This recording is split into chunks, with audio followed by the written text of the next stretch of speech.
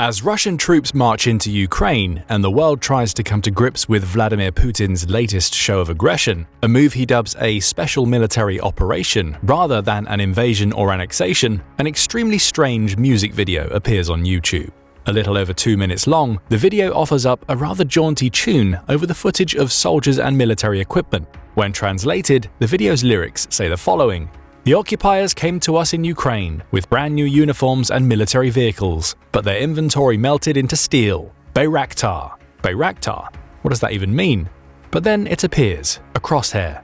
Moments later, the footage shows an explosion of dust and debris directly below the crosshair. That explosion is accompanied by that word again, Bayraktar, and it's that word that clues us into what we're really watching. The footage comes from a Bayraktar TB-2 drone and shows how Ukraine used this powerful unmanned flying weapon to wreak devastation on the first soldiers who invaded the country. But the Bayraktar TB-2 isn't a drone of Ukrainian make. It's actually Turkish, and it stands as perhaps the most obvious sign that Turkey is well on its way to becoming one of the most militarily advanced countries.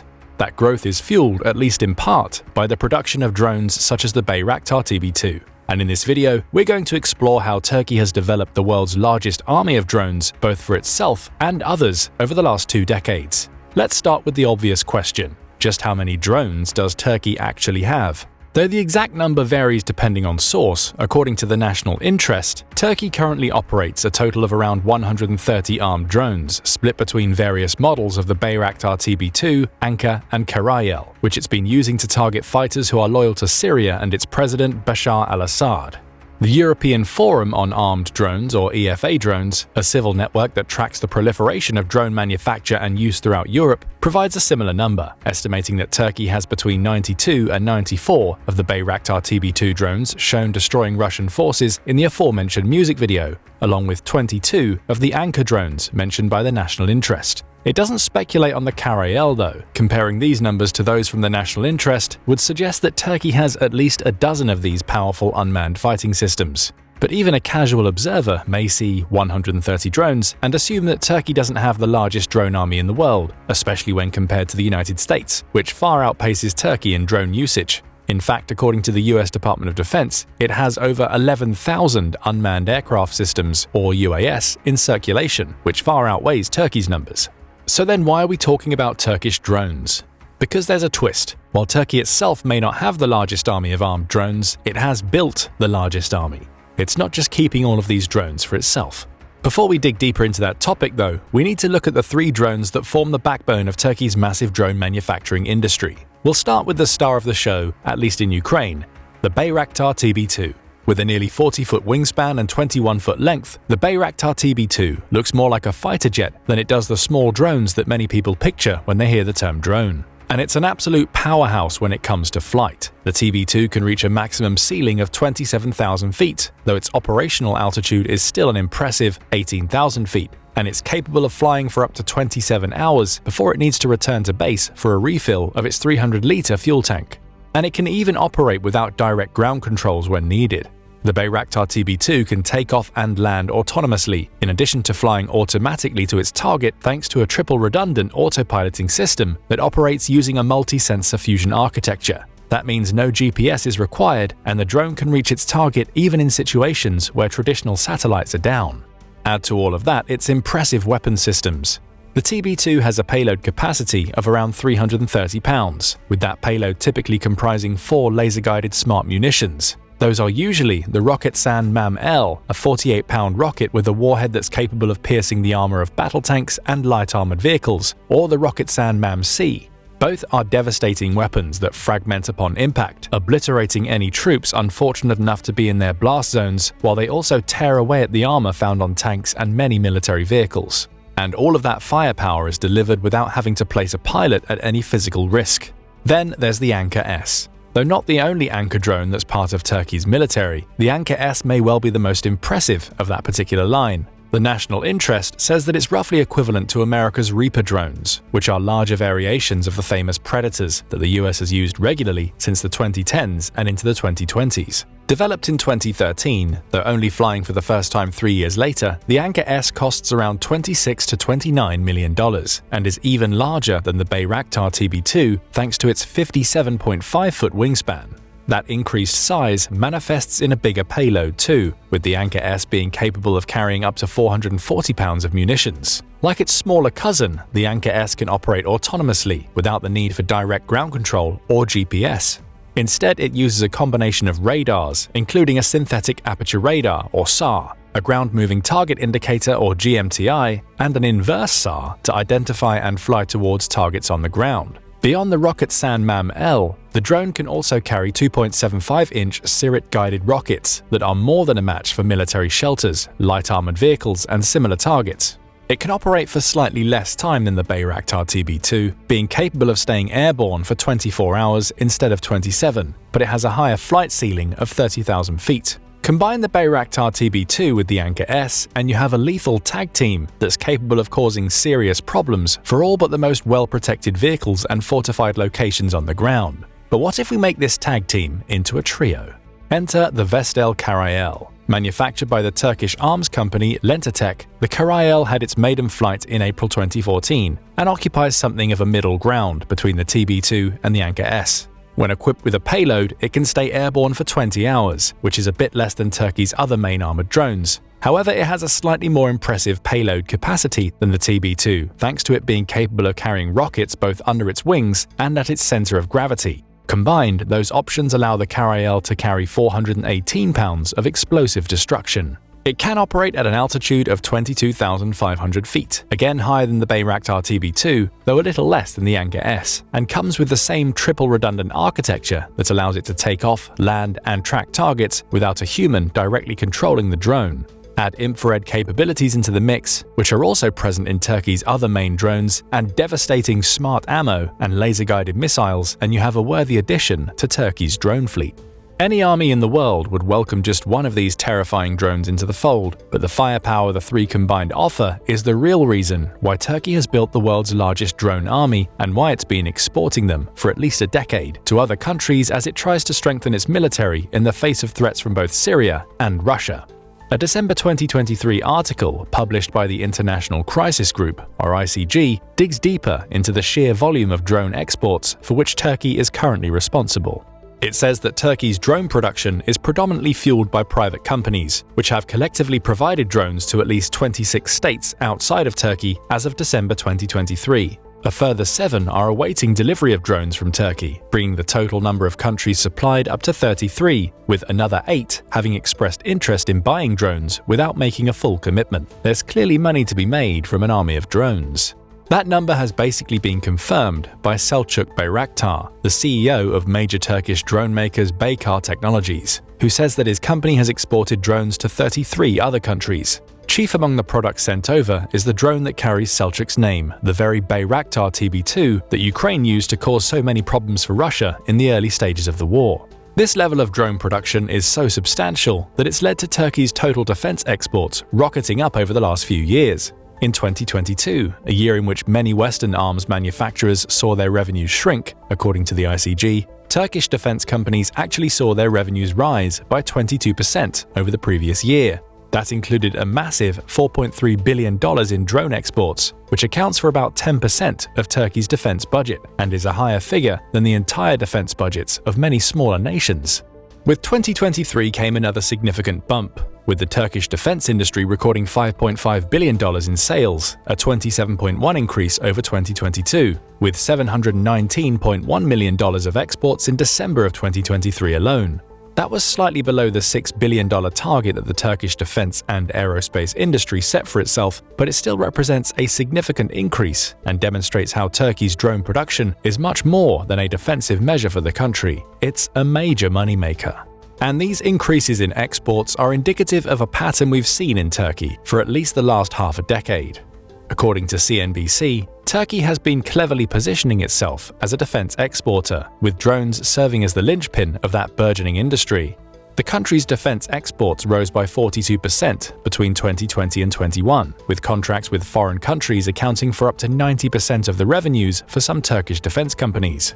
All of these figures raise 2 more questions though. First, why is Turkey focusing so intently on drone production? And, just as importantly, what kicked it all off? We'll tackle the second question first. It all started in the early 2000s, when the Turkish government developed a plan. Back then, Turkey wasn't exporting much when it came to the defense industry. In fact, it was little more than a minor arms importer.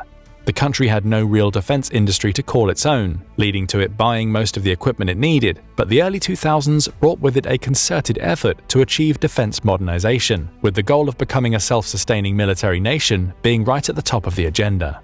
And by 2004, Turkey had made a real statement of intent in this regard.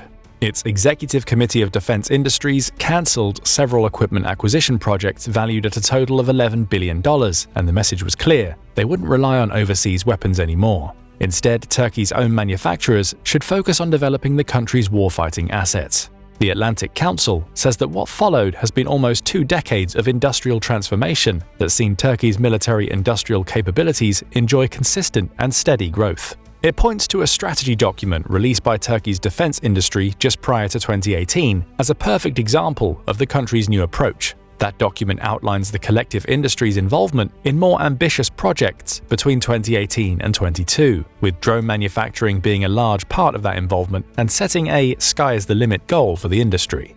Nothing was off the table, and there were no bad ideas as long as they could contribute to Turkey's defense industry growth.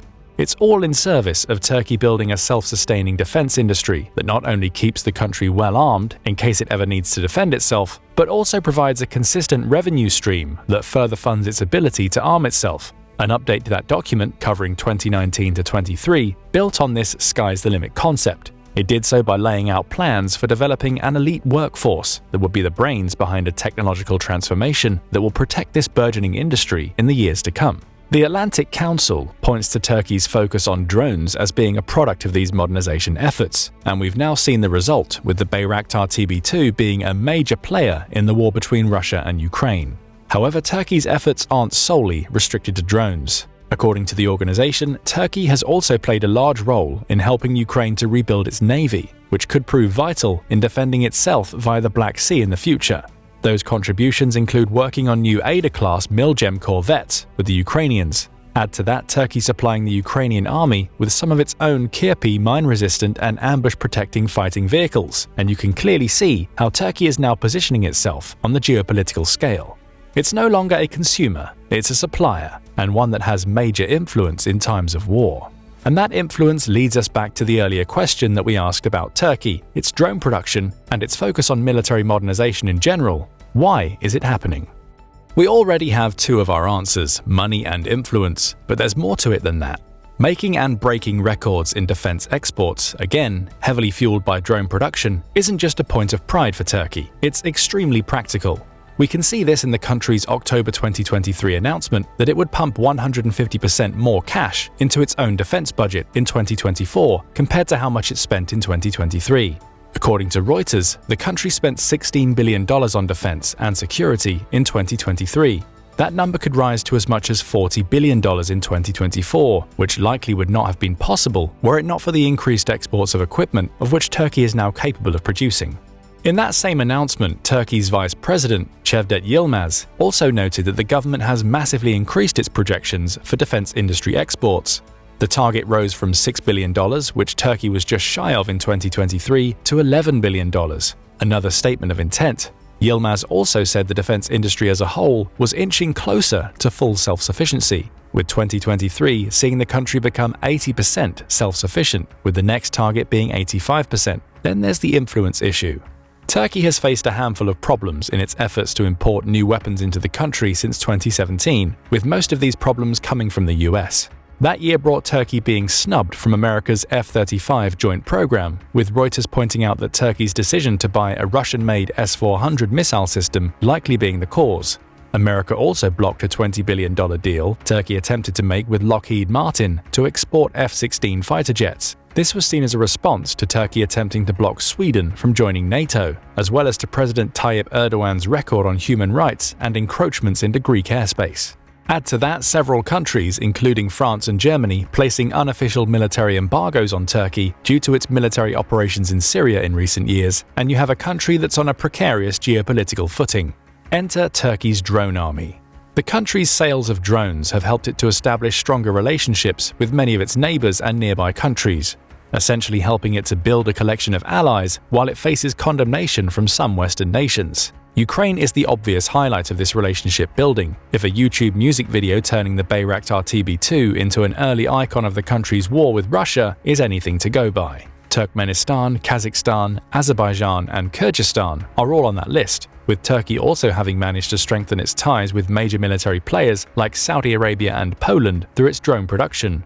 It all adds up to the bolstering of Turkish influence in Europe and many of the Gulf states. CNBC points out that we saw that influence in full force during the 2023 International Defense Exhibition, or IDEX. Often referred to as the Middle East's largest arms fair, IDEX featured a heavy Turkish presence. CNBC goes as far as to claim that Turkey was impossible to miss. This is thanks to its massive branded pavilions that showcase everything from assault rifles and armored trucks to the drones that have allowed the country to develop such a powerful influence in the Gulf region. Alper Oziblen, the chairman of a Turkish defense company named Pavo Group, made that clear when he told CNBC that there is significant international demand from the Middle East, from Asia, and from Europe. He also pointed out that Turkish companies are doing their best to provide drones and land platforms to Ukraine, with the use of that equipment showcasing that Turkish products have now been proven mature enough for use in war. Our clients, our partners, are very happy, continued Oziblen. And that happiness is key to Turkey's strategy for developing its drone army. It places it in a prime position to benefit from countries like Qatar, Saudi Arabia, and the United Arab Emirates, or UAE, all of which are bolstering their own defense industries amidst rising instability in the Middle East. Several Turkish companies have already inked partnership deals with these oil-rich states, which has been good news for Turkey. For instance, Saudi Arabia deposited $5 billion into Turkey's central bank in March 2023 via its Saudi Fund for Development. That decision, according to a statement from Saudi Arabia, was made to show continued support for Turkey as it attempts to bolster its economy. Meanwhile, the UAE signed multiple agreements across the defense, cultural, and commercial sectors with Turkey in 2022. Once again, this showcases how Turkey is using its drone production to curry favor with potential partners in the Middle East. It all adds up to a "we'll scratch your back if you scratch ours" strategy. Turkey sells arms, drones being chief among them, to these Gulf states, and it reaps the rewards in terms of financial incentives and increased influence within those states. And it's not the end of Turkey's attempts to curry favor and gain influence. We mentioned earlier that Turkey made some of its NATO partners uneasy when it opposed Sweden's entry into the military partnership, chief among them being the United States. But even amidst that unease, Turkey has managed to establish itself as a major player in the group thanks to its drone and weapon production. CNBC points out that Turkey now has the second largest military among the NATO nations, with only the United States having a larger fighting force. However, it also highlights that many of the NATO members, especially those in Europe, are starting to run low on military equipment as a result of their rush to help Ukraine in its war with Russia. And who's helping those countries replenish their stocks? Turkey. Some of the country's defense manufacturers say that they're booked for the next several years at least, with orders from European partners in NATO that seem designed to help them replenish their stocks. Emin Oner, who's the chairman of Turkish defense manufacturer Asan Group, also points out that it's not just the NATO countries that actively participate in the Ukraine war by sending equipment over that are placing orders. Other European countries are buying from Turkey as well. They're looking to stockpile, with Oner claiming that his company has shifts running around the clock to keep up with the volume of orders it's received from its European clients. Add to all of that, Turkey playing a somewhat dangerous balancing game. While it's happy to make its dealings with Ukraine in public, it's less transparent about its relationship with Russia. After all, we know that Turkey created tension with the US with order of missile systems from Russia. Plus, the country has opened itself up to some Russians who are trying to escape Western sanctions, to the point where the United States threatened further sanctions that would hit financial firms doing business with Russia in February 2024. That's no surprise. According to Le Monde, 5,000 Russians bought property in Turkey between February 2022, when Russia invaded Ukraine, and June 2022, with June alone seeing 1,275 purchases. Why did that happen? The simple answer is that anybody who buys a property worth $400,000 or more in Turkey automatically receives citizenship to the country, a nice little loophole that allows Russians affected by Western sanctions to continue making money. So we can see America's threats of more sanctions as a move designed to cool relationships between Turkey and Russia, all of which brings us back to Turkey's massive army of armed drones. Those drones represent so much more than the strength they provide to Turkey's own military. While the country is clearly using those drones to position itself as a threat and to bolster its defenses if it gets dragged into a conflict, the country's drone manufacturing serves a far bigger purpose. It's an economic boon for Turkey, one that's allowing it to build stronger relationships with Gulf countries that have already started to have a positive economic impact.